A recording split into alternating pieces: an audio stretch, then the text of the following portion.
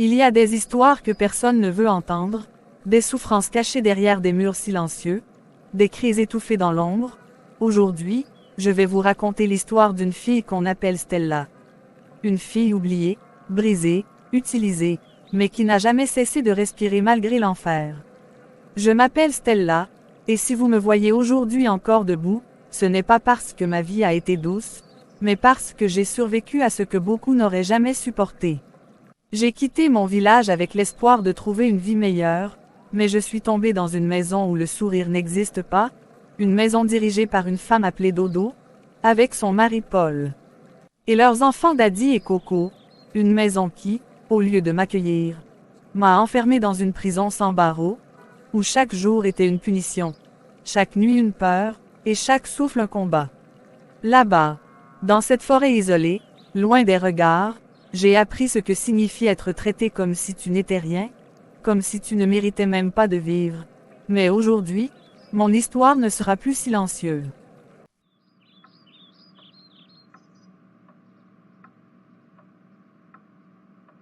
Bonjour maman, je suis Stella. On m'a envoyée ici pour travailler. Je promets de bien faire mon travail. Je veux juste une chance de m'en sortir. Chance. Tu crois que tu es venu ici pour avoir une chance. Regarde-toi bien, ici, tu n'es rien. Tu entends? Rien. Tu es venu travailler, souffrir et obéir. Si tu pensais que cette maison est un endroit de repos, alors tu t'es trompé de porte. Maman, je pensais juste que... Tu ne penses pas ici. C'est moi qui pense pour toi. Tu manges quand je décide. Tu dors quand je veux. Et tu travailles jusqu'à ce que ton corps n'en puisse plus. C'est clair. Encore une nouvelle, elle a l'air faible, elle ne va pas tenir longtemps, Dodo. J'espère au moins qu'elle sait travailler, parce qu'ici, on ne garde pas les inutiles. Monsieur, je peux apprendre. Je vais faire de mon mieux. Je vous en supplie. Regarde Coco, encore une servante sale qui vient vivre avec nous. Et toi, ne touche pas à nos affaires, sinon on va dire à maman que tu as volé, et tu verras ce qui va t'arriver. Qu'est-ce que tu attends? Le sol ne va pas se laver tout seul. Pose ton sac, ici tu n'as pas de vie, ton travail commence maintenant, et il ne s'arrête jamais. À ce moment précis, j'ai compris que je n'étais pas entré dans une maison, mais dans un enfer, un endroit où même respirer semblait être une faute.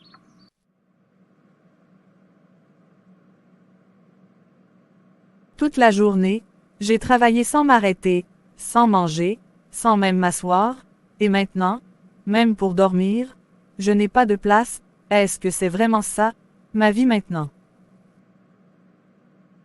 Maman, si tu pouvais me voir, tu ne reconnaîtrais même pas ta fille, moi qui avais des rêves, moi qui croyais que j'allais aider la famille. Aujourd'hui, je suis traité pire qu'un animal. Tu dors. Qui t'a donné la permission de dormir sans finir la vaisselle?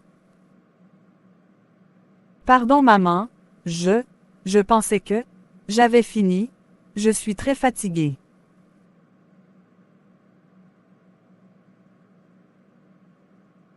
Fatiguée. Tu n'as pas le droit d'être fatiguée ici. Tant que moi je respire, tu travailles. Retourne à la cuisine maintenant, ou tu vas regretter d'être venu au monde. Même la nuit, je n'ai pas de repos, même mes larmes n'ont pas le droit de tomber en paix, je suis prisonnière, et personne ne m'entend.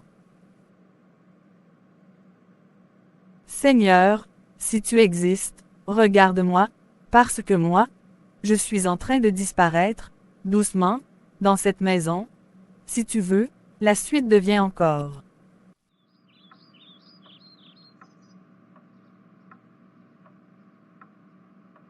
Dépêche-toi de servir.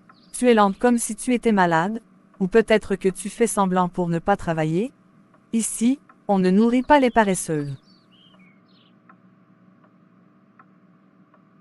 Pardon maman, Je fais de mon mieux, je n'ai pas dormi de la nuit, mais je vais aller plus vite. Tu n'as pas dormi, et alors, tu crois que ça nous intéresse? Tu es ici pour travailler, pas pour raconter ta vie. Si tu es faible, retourne d'où tu viens, mais ici, tu dois mériter chaque bouchée que tu manges.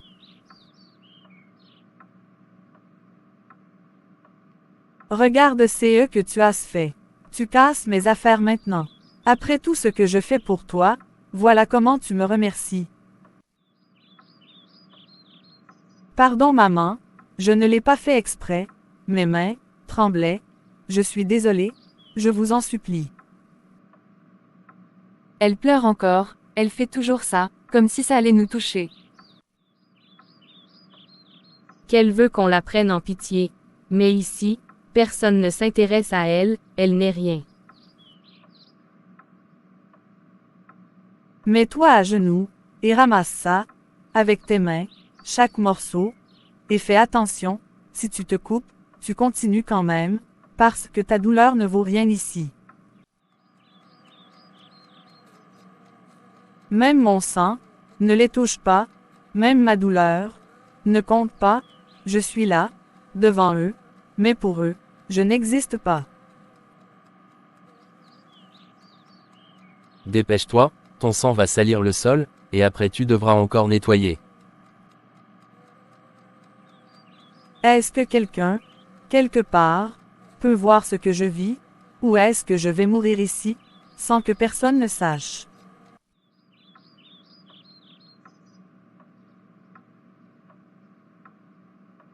Mon corps ne répond plus, j'ai mal partout.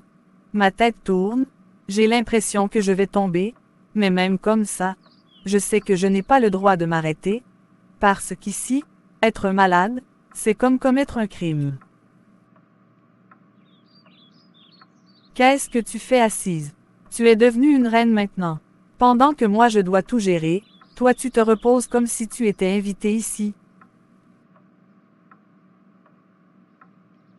Maman, pardon, je ne me sens pas bien, j'ai de la fièvre, je n'arrive plus à tenir debout. S'il vous plaît, laissez-moi me reposer un peu. Malade, tu crois que je suis stupide. Vous les filles, vous inventez toujours des maladies pour fuir le travail. Ici, même si tu dois mourir, tu travailles d'abord. Va chercher l'eau au puits maintenant. Et ne reviens pas les mains vides, sinon tu verras ce que je vais te faire. Je ne sens plus mes jambes, ma vision devient floue, mais je continue, parce que la peur est plus forte que la douleur. Ici, on ne tombe pas, on s'effondre en silence. Tu fais exprès ou quoi? Chaque jour, c'est un problème avec toi, tu gaspilles notre eau maintenant. Pardon monsieur, je suis très faible, je ne voulais pas, je vous en supplie. Ramasse ça, et retourne chercher encore, et cette fois, si tu renverses, tu ne mangeras pas pendant 2 jours. Mon corps me lâche, mais personne ne me tend la main. Est-ce que je dois vraiment mourir ici, pour qu'il réalise que je suis humaine? Arrête de faire semblant, relève-toi, ici, personne ne meurt sans autorisation.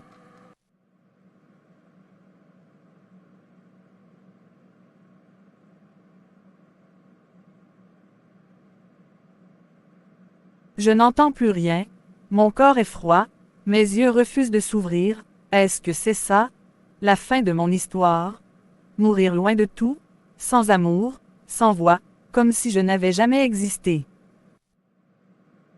Elle fait encore son cinéma. Cette fille aime trop attirer l'attention. Elle pense que je vais m'apitoyer sur elle. Qu'elle reste là si elle veut, mais le travail ne va pas s'arrêter pour autant. Si elle est vraiment morte, ça va nous créer des problèmes, mais si elle respire encore, alors laisse-la, elle va se relever toute seule, ces filles-là sont plus solides qu'elle ne le montrent. Elle ne bouge même plus, peut-être qu'elle est vraiment morte cette fois. Si elle meurt, on va prendre une autre, comme ça au moins elle ne cassera plus les assiettes. Même à terre, même entre la vie et la mort, je ne suis toujours rien pour eux, pas une personne, pas une fille. Juste un corps, qu'on peut remplacer, sans regret. Bon, elle respire encore. Dommage, ça veut dire qu'elle doit retourner travailler. Et, lève-toi, tu crois que tu vas dormir ici toute la journée. Même mourir, on ne me laisse pas en paix. Si personne ne vient, je vais vraiment disparaître ici, et le monde ne saura jamais ce que j'ai vécu. Si personne ne vient, je vais vraiment disparaître ici, et le monde ne saura jamais ce que j'ai vécu.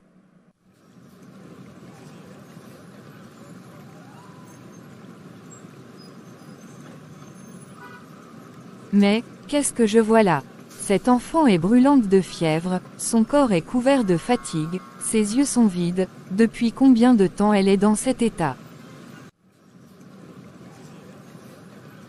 Oh ça, ce n'est rien, elle est juste paresseuse, elle aime se jeter par terre pour éviter de travailler. Ne vous mêlez pas de ça. Paresseuse, vous appelez ça paresseuse, regardez-la bien. Cette fille est en train de mourir sous vos yeux et vous parlez de paresse. Mais vous avez un cœur ou pas? Madame, ceci est une affaire de famille, vous n'avez pas le droit d'entrer ici et de juger ce que vous ne comprenez pas. Non, ce n'est plus une affaire de famille quand une vie est en danger.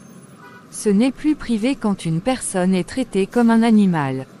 Je ne vais pas me taire pendant que cette fille meurt devant moi. Ma fille, ouvre les yeux, tu n'es pas seule, je suis là maintenant, personne ne va te laisser mourir ici. Vous me voyez vraiment. Ou, c'est encore un rêve. Oui, je te vois, et je vois tout ce qu'ils t'ont fait, et je te promets, aujourd'hui, ça ne va pas finir comme les autres jours. Vous exagérez, elle va bien, laissez-la ici. Non, aujourd'hui, soit cette fille sort avec moi, soit je fais venir les autorités, et je vous garantis que ce que vous cachez ici, ne restera plus jamais dans l'ombre. Pour la première fois, quelqu'un se bat pour moi, quelqu'un refuse de détourner le regard. Peut-être que mon histoire ne va pas se terminer ici.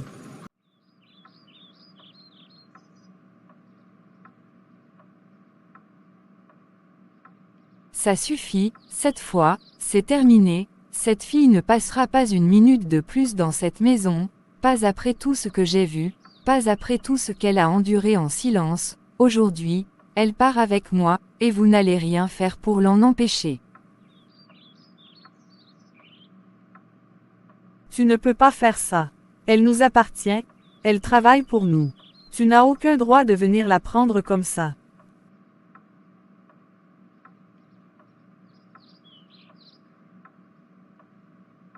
Elle ne vous appartient pas.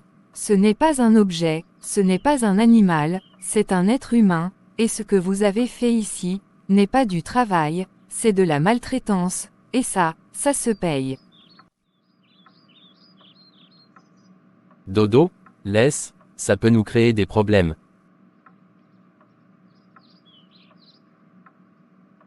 Je pars vraiment. Est-ce que c'est fini? Est-ce que je ne vais plus me réveiller ici, en ayant peur de respirer? Oui ma fille, c'est fini, tu ne reviendras plus jamais dans cet endroit, tu es libre maintenant, libre de vivre, libre de respirer, libre d'être humaine. Cet endroit m'a brisée, humiliée, détruite. Mais il n'a pas réussi à me tuer. Aujourd'hui, je pars avec mes blessures, mais aussi avec une force que personne ne pourra plus jamais écraser. Elle part vraiment. On m'a traité comme si je n'étais rien, Mais aujourd'hui, je marche, et chaque pas que je fais, prouve que je suis encore là, et que mon histoire ne fait que commencer.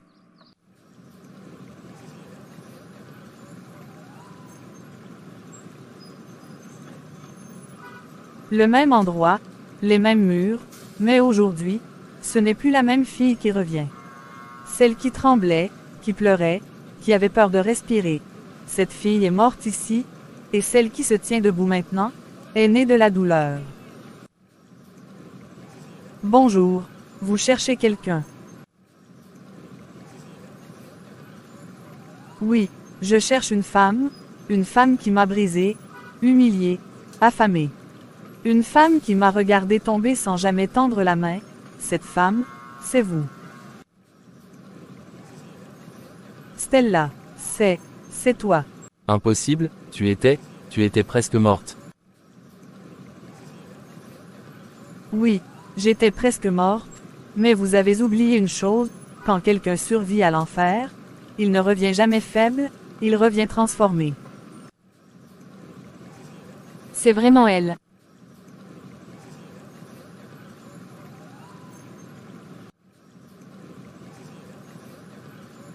M'avez appris la faim, la douleur, l'humiliation, vous m'avez appris ce que ça fait d'être traité comme si tu n'étais rien. Mais ce que vous ne saviez pas, c'est que vous étiez en train de créer une femme que rien ne pourrait plus jamais briser.